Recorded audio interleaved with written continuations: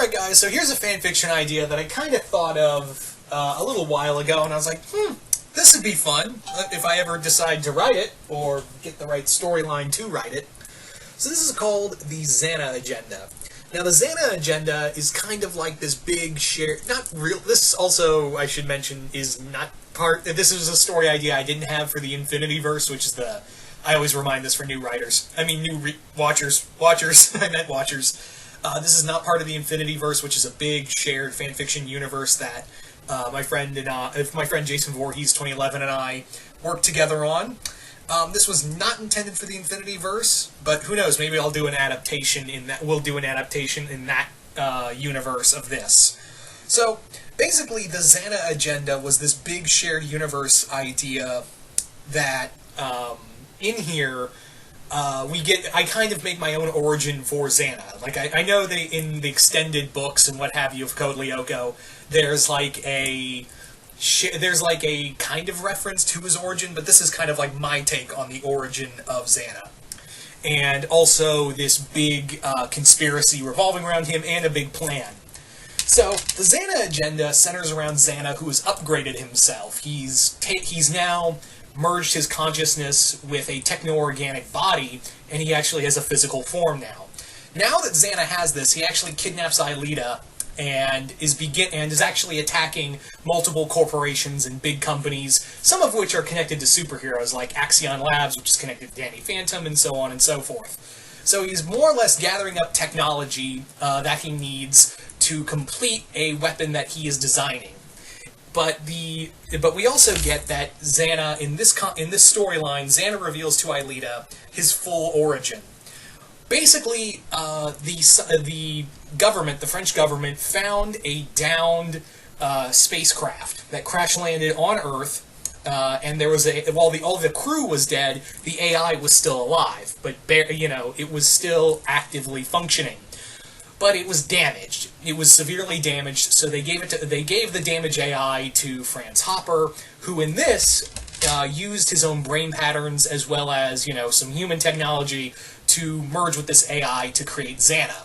Xana is, in this continuity, yes, he is a mixture of alien and human technology put together to make this new and improved AI. And this AI was designed to protect. It was designed to save and protect. So, Xana, now that he has this new programming, now has this new objective in mind for the world. This is a plan that he says that he's always had for the world. He doesn't want to destroy the world, he wants to save it and everyone in it. So, more or less, in this story, Xana reveals that he's never wanted to destroy mankind. He's like, dude, I'm not Skynet. I'm not like some run-of-the-mill evil AI thing that wants to have machines rule the world. What I want is to save humanity. My original self couldn't save the race of beings that crash-landed here. So, yeah, nor could I save your mom, Aelita. So what I'm going to do is do my original programming and save mankind from itself. How does he tend to do that? Well, basically what he does, what he plans to do is unleash a techno-organic virus into Earth's atmosphere and let it spread into the, Earth. He wants to spread it throughout the world via, via, of course, the atmosphere and let people breathe it in. However, he neglects to mention that only a certain number of people only half the population will be advanced by this technology.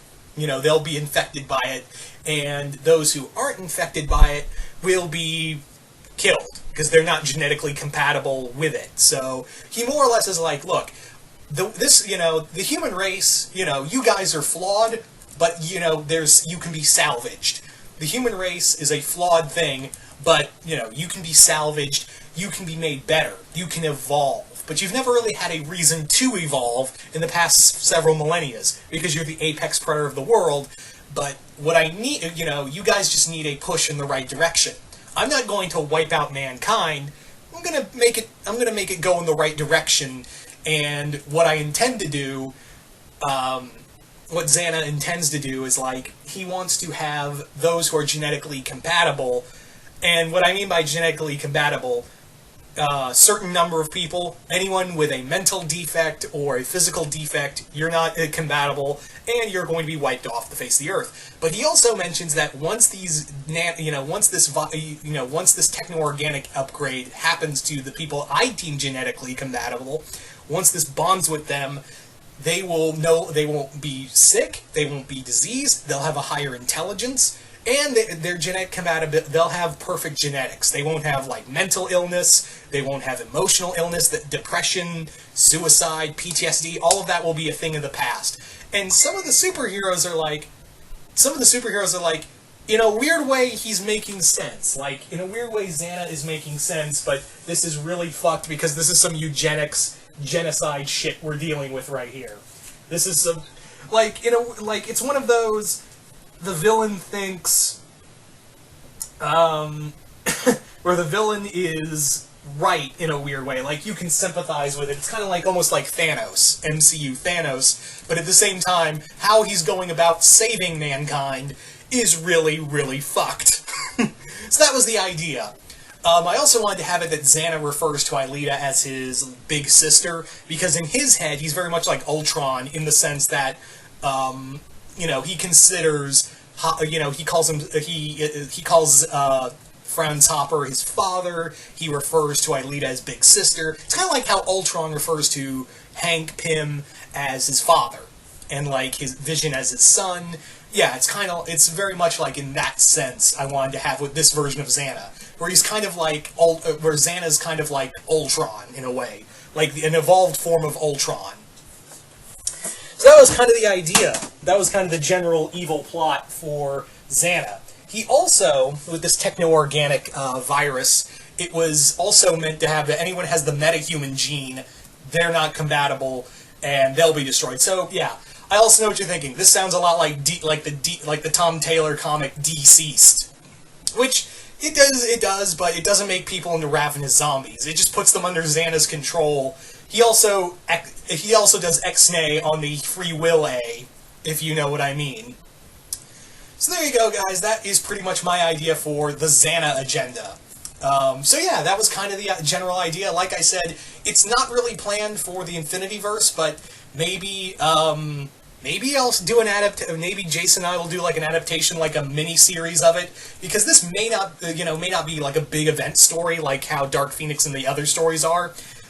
This might be like a mini-series if we decide to do it. But you guys tell me in the comments below, what did you guys think of this fanfiction idea? Did you guys like it, hate it? Comment below, let me know, and once again, hope y'all enjoyed this, and I will see you guys later.